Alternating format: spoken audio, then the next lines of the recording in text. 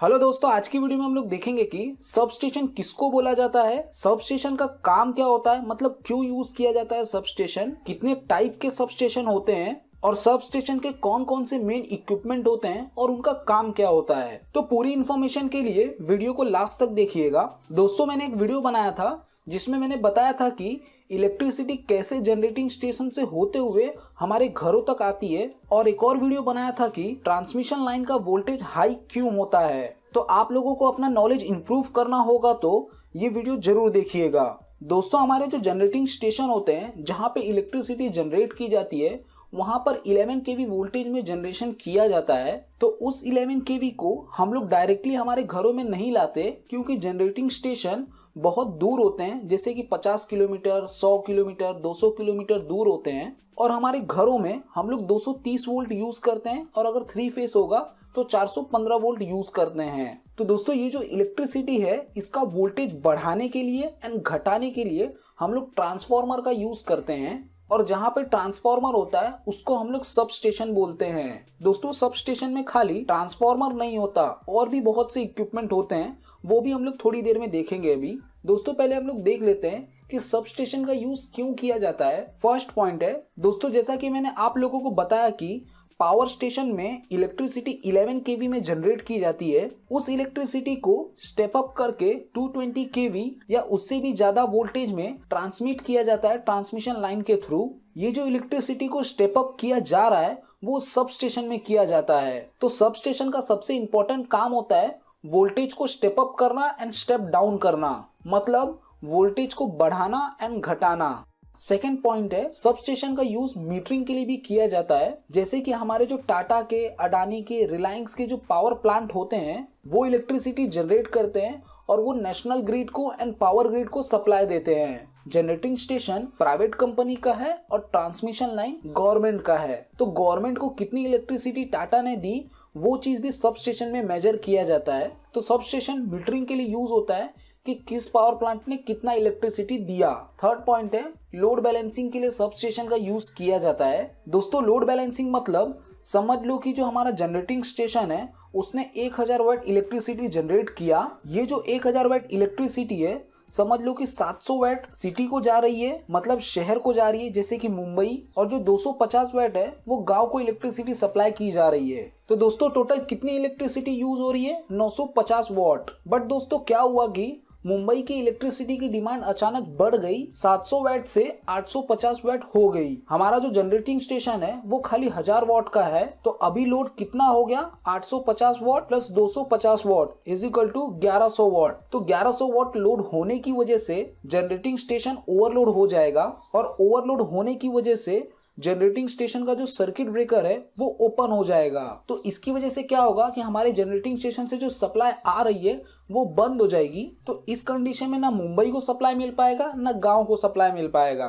तो ऐसा ना हो इसके लिए क्या किया जाता है कि गांव की जो इलेक्ट्रिसिटी है उसको काट दिया जाता है और उस इलेक्ट्रिसिटी को शहर में दे दिया जाता है। ये सब जो काम है कि गांव की इलेक्ट्रिसिटी को काट देना, शहर में वो इलेक्ट्रिसिटी प्रोवाइड करना, ये सब काम सब स्टेशन के अंदर किया जाता है। सब स्टेशन लोड बैलेंस करता है। इसकी वजह से दोस्तों गांव की जो इलेक्ट्रिसिटी है वो बार बार जाती आती रहती है। फोर्थ पॉइंट है, सेफ्टी एंड पावर की क्वालिटी को इंप्रूव करने के लिए भी सब स्टेशन का यूज किया जाता है। दोस्तों एग्जांपल के तौर पे जैसे कि मान लीजिए कि ट्रांसमिशन लाइन 200 किलोमीटर की है, तो हमारा जो जनरेटिंग स्टेशन होता है वहां से हम लोग 200 किलोमीटर की लाइन डायरेक्टली हमारे लोड तक नहीं लेके जाएंगे, क्योंकि ट्रांसमिशन लाइन में कहीं कुछ खराबी हो गई तो वो कहाँ खराब हुआ है, उसका मेंटेनेंस कैसे किया जाएगा, तो इस चीज की वजह से हमें बहुत दिक्कतें झेलनी पड़ेंगी।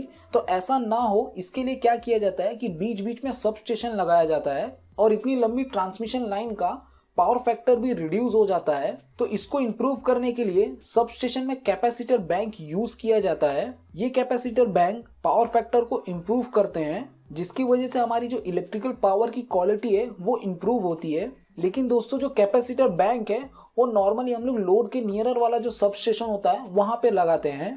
दोस्तों हम लोगों ने ये जो 4 पॉइंट देखे इसके लिए सब स्टेशन का यूज किया जाता है। अब हम लोग देख लेते हैं कि कौन कौन से इक्विपमेंट होते हैं सब स्टेशन में। उसके बाद हम लोग देखेंगे कि कौन कौन से टाइप के सब स्टेशन होते हैं। दोस्तों आप लोगों को ये वीडियो अच्छी लग रही हो तो प्लीज इस वीडियो को लाइक कर दीजिए, जिससे कि मुझे मोटिवेशन मिलता है कि मैं आप लोगों के लिए और वीडियो बनाऊं। Sub station equipment. दोस्तों सब स्टेशन का जो दिल है, मतलब सबसे इंपॉर्टेंट इक्विपमेंट है, वो है ट्रांसफार्मर। ट्रांसफार्मर अच्छे से चले, अच्छे से वर्क करता रहे, कोई फॉल्ट हो तो ट्रांसफार्मर सेफ रहे, इस चीज के लिए बाकी सारे इक्विपमेंट यूज होते हैं सब स्टेशन में। मतलब ट्रांसफार्मर सबसे इंपॉर्टेंट है। ट्रांसफार्मर को ही चलाने के लिए बाकी सारे इक्विपमेंट का यूज किया जाता है। तो दोस्तों ट्रांसफार्मर का काम क्या है कि ट्रांसमिशन लाइन के वोल्टेज एंड करंट को स्टेप अप करना एंड स्टेप डाउन करना।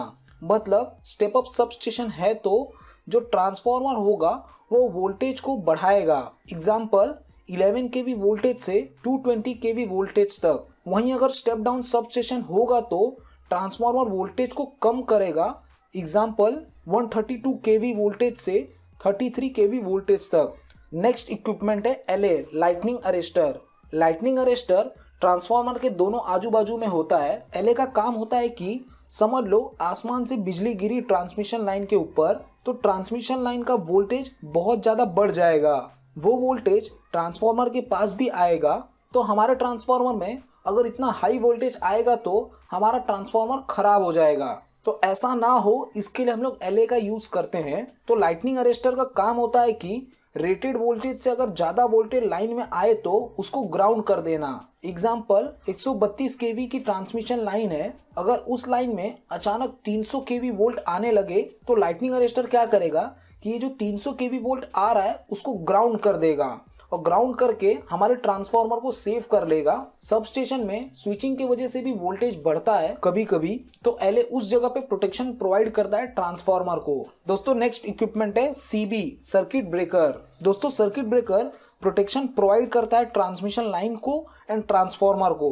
दोस्तों जब भी ओवर करंट, ओवरलोड या अर्थ फॉल्ट की कंडीशन होती है तो सर्किट ब्रेकर ओपन हो जाता है एंड ट्रांसफार्मर को प्रोटेक्शन प्रोवाइड करता है।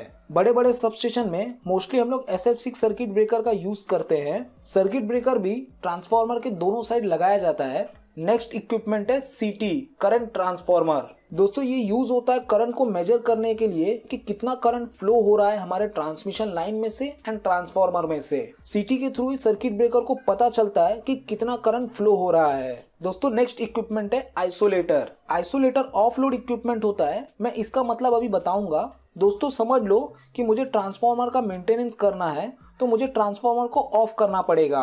तो ट्रांसफार्मर को ऑफ करने के लिए हम लोग सर्किट ब्रेकर को ऑफ करेंगे। सर्किट ब्रेकर को आप देख के ये नहीं बोल सकते कि वो ऑफ है कि ऑन है। तो जो इलेक्ट्रिशियन है जो कि ट्रांसफार्मर का मेंटेनेंस करने वाला है उसको फुल श्योरिटी चाहिए कि लाइन ऑफ हो गई है। तो उसके लिए क्या किया जाता है कि हम लोग आइसोलेटर का यूज करते हैं। अगर हम आइसोलेटर को ओपन कर देंगे तो वो दिख के भी आता है कि आइसोलेटर ओपन है, मतलब हमारी लाइन कट है। आइसोलेटर के जो दो टर्मिनल के बीच में गैप होता है वो काफी ज्यादा होता है, जिससे कि हमारी इलेक्ट्रिसिटी जंप करके उस साइड नहीं जा सकती।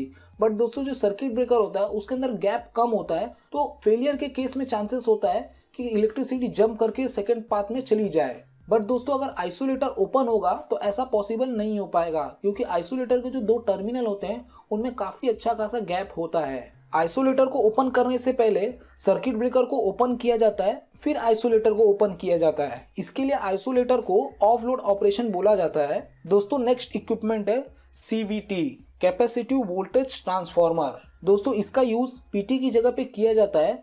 मतलब जैसे कि CT का यूज करंट को मेजर करने के लिए किया जाता है, वैसे ही CVT का यूज वोल्टेज को मेजर करने के लिए किया जाता है। जो सब स्टेशन 132 kV से नीचे के होते हैं वहां पे हम लोग PT का यूज करते हैं वोल्टेज को मेजर करने के लिए। बट जो बड़े बड़े सब स्टेशन होते हैं जो 132 kV से ऊपर के होते हैं वहां पे हम लोग CVT का यूज करते हैं वोल्टेज को मेजर करने के लिए। दोस्तों सब स्टेशन में और भी बहुत से इक्विपमेंट होते हैं, जैसे कि ओवरहेड लाइन जिसको हम लोग incoming line and outgoing line बोलते हैं, ग्राउंड वायर जो कि प्रोटेक्शन प्रोवाइड करता है कि अगर बिजली गिरे तो डायरेक्ट लाइव वायर पे न गिरे, इसके ऊपर गिरे, ओवरहेड बस, ये सब स्टेशन में सारे इक्विपमेंट को कनेक्ट करने का काम करता है। मतलब आप लोग ये जो रेड कलर की लाइन देख रहे हैं ये ओवरहेड बस है। दोस्तों और भी बहुत सारे इक्विपमेंट होते हैं सब स्टेशन में, बट मैं वो किसी और वीडियो में बताऊंगा क्योंकि वीडियो की लेंथ ऑलरेडी बहुत लंबी हो चुकी है। दोस्तों अब हम लोग देख लेते हैं कि कितने टाइप के सब स्टेशन होते हैं। दोस्तों टाइप्स ऑफ सब स्टेशन जानने के लिए हमें इसे डिफरेंट कैटेगरी में क्लासीफाई करना पड़ेगा। जैसे कि हम सब स्टेशन को वोल्टेज लेवल पे देखें तो extra high voltage sub station होता है, हाई वोल्टेज सब स्टेशन होता है, मीडियम वोल्टेज सब स्टेशन होता है, लो वोल्टेज सब स्टेशन होता है, HVDC सब स्टेशन होता है। HVDC जो सब स्टेशन है वो लेटेस्ट टेक्नोलॉजी के सब स्टेशन है। HVDC सब स्टेशन के ऊपर भी मैं डीप वीडियो बनाऊंगा कभी। सब स्टेशन को अगर लोकेशन वाइज क्लासीफाई किया जाए तो outdoor sub station, indoor sub station and underground sub station.